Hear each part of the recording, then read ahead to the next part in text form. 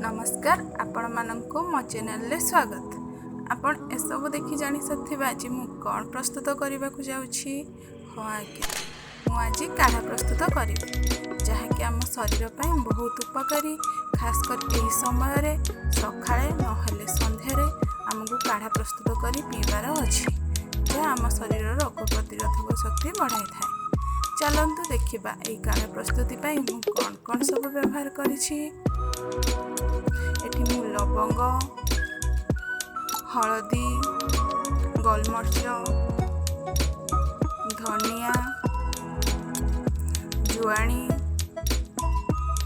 पानमधुरी, किछि मेथी, जीरा, दालचीनी, गुजराती, गोटे लेंबू, किछि अदा, तुलसी पत्र आ गुड़ ए सबू को नहीं आज आम काढ़ा प्रस्तुत करवा।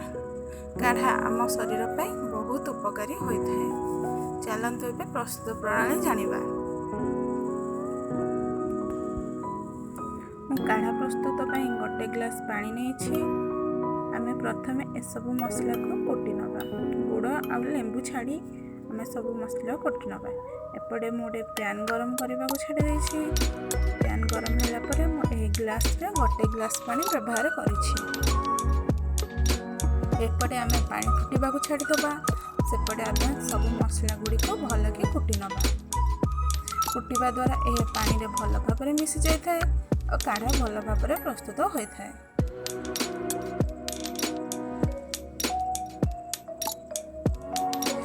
आम जो सब एते मसला व्यवहार करिचे से आम देह बहुत भल। आम इम्यूनिटी पावर बढ़ी था।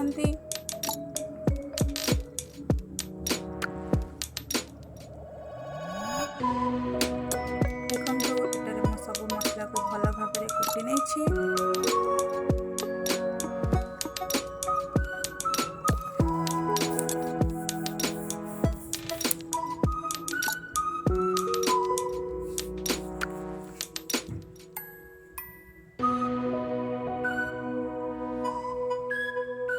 पानी भी आम फुटीगला।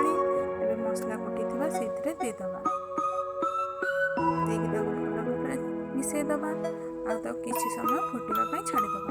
फुटीगला आम जो गुड़ रखी से गुड़ एदेदबा।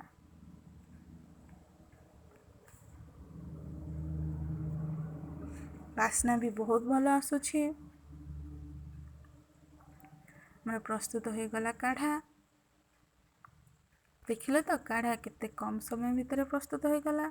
आम देह ପାଇଁ यह बहुत भल।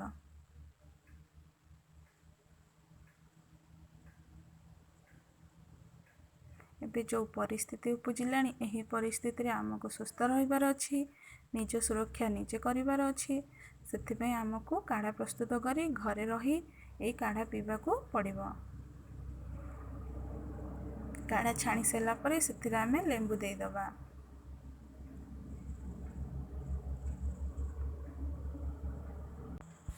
घरे रुहंतु, सुरक्षित रुहंतु और काढ़ा प्रस्तुत करी पियंतु। वीडियोटी शेष पर्यंत देखिथिबारु आपण मानंको बहुत बहुत धन्यवाद।